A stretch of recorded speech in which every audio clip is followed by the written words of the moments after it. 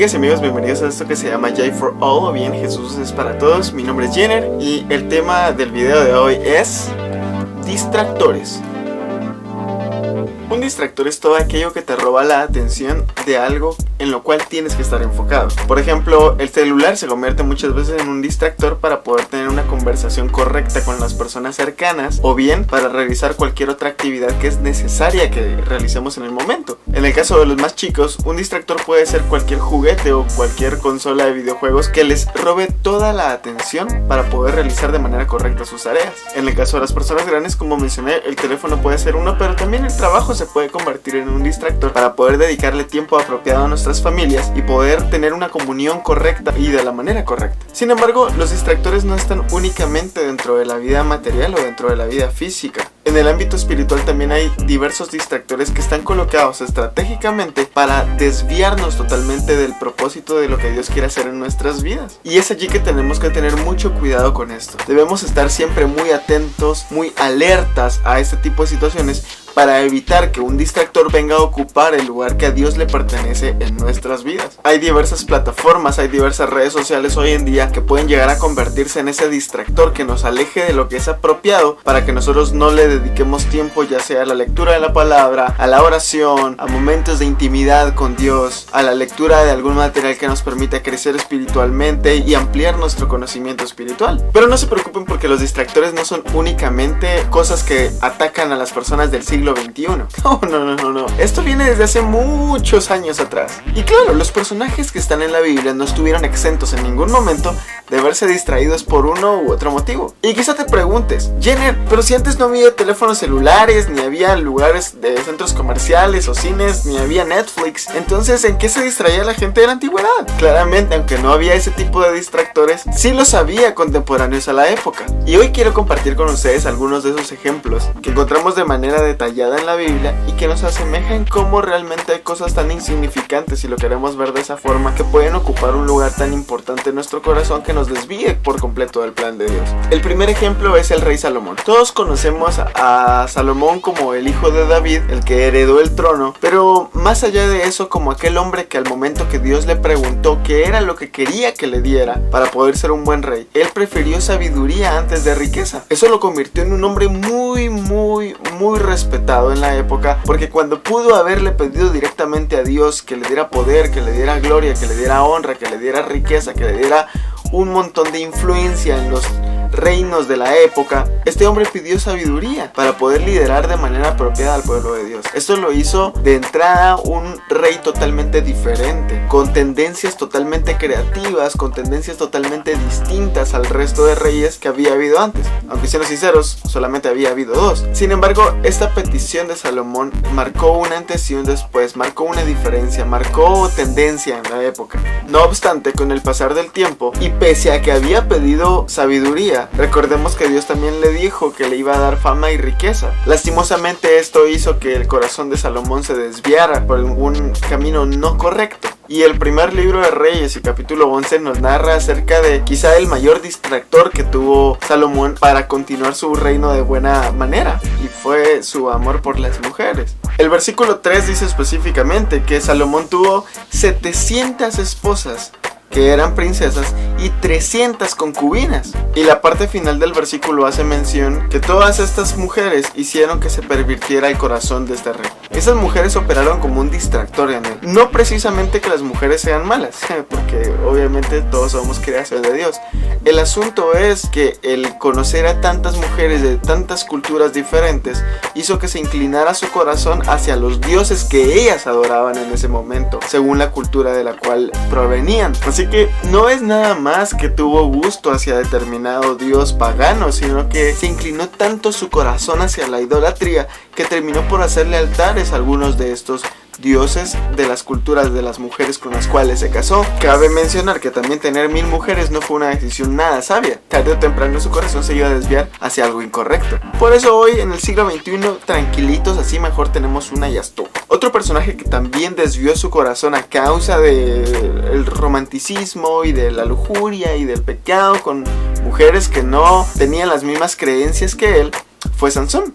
Yo creo que todos conocemos la historia de Sansón, un hombre a quien Dios le había dado una fuerza sobrenatural, alguien que había sido consagrado a Dios desde su nacimiento y que había sido apartado específicamente como un nazareo. Solo como referencia, Números capítulo 6 tiene toda la lista de qué era un nazareo y todo el asunto, por si quieren ir a leerlo, no sé.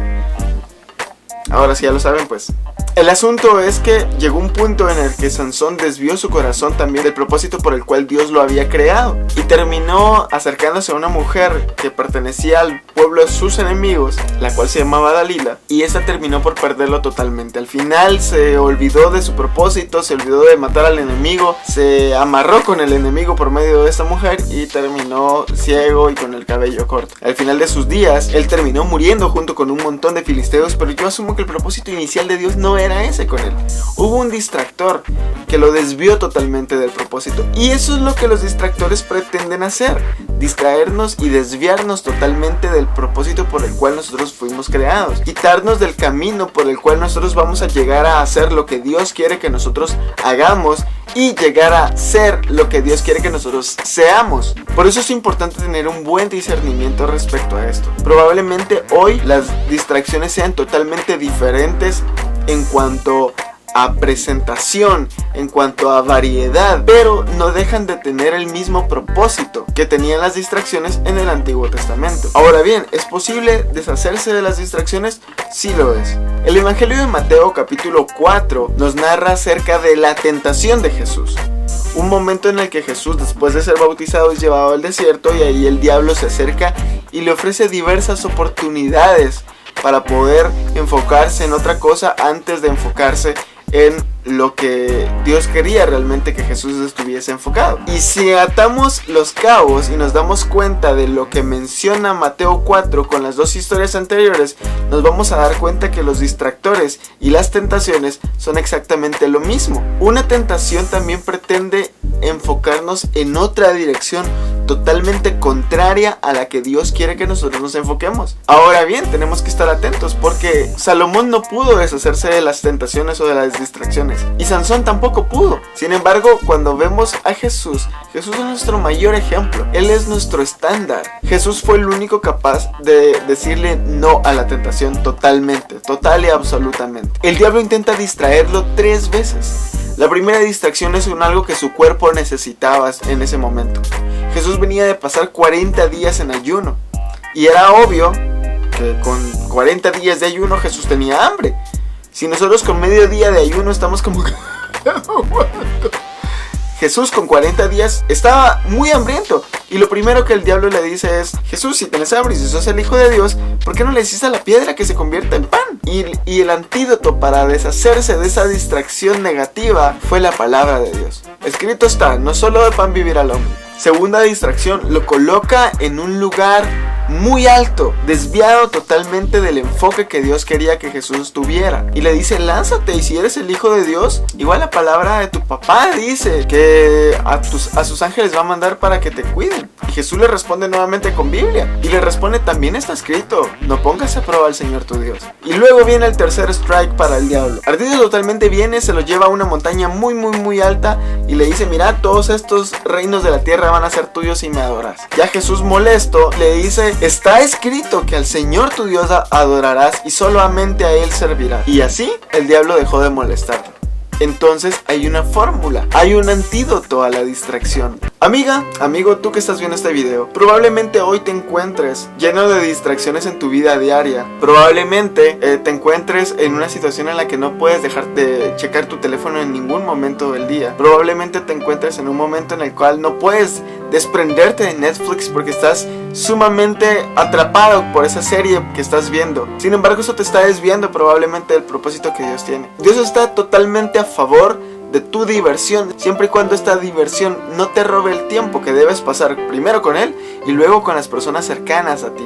Y es importante que tengas en cuenta cuando alguna afición se empieza a volver en una distracción, en una tentación que te desvía totalmente del propósito de Dios. El antídoto especial, el antídoto perfecto para poder deshacerte de la distracción y de la tentación es la lectura de la palabra de Dios. Cuando tú te llenas de la palabra de Dios, tú tienes el repelente correcto para poder decirle a la tentación y para poder decirle a la distracción: Gracias, pero estoy bien sin ti. Si tú te has encontrado en una situación, hoy es momento que vayas y desempolves tu Biblia y empieces a leerla nuevamente. El pan de vida está allí. La clave de tu éxito está allí. La clave para poder agradar el corazón de tu Padre está allí. Y pues nada, este es el video de esta semana. Espero que haya sido de mucha bendición para tu vida. Ya sabes que puedes compartirlo en tus redes sociales, dejarnos un comentario, dejarnos un me gusta. No olvides suscribirte al canal, activar las notificaciones. Busca las páginas de J4All en Instagram y Facebook, que están como J4All. Y pues nada, primero Dios, nos vemos el siguiente jueves con otro video positivo para tu vida. Que Dios te bendiga, soy J4All, yo soy Jenner y hasta la próxima. Chao.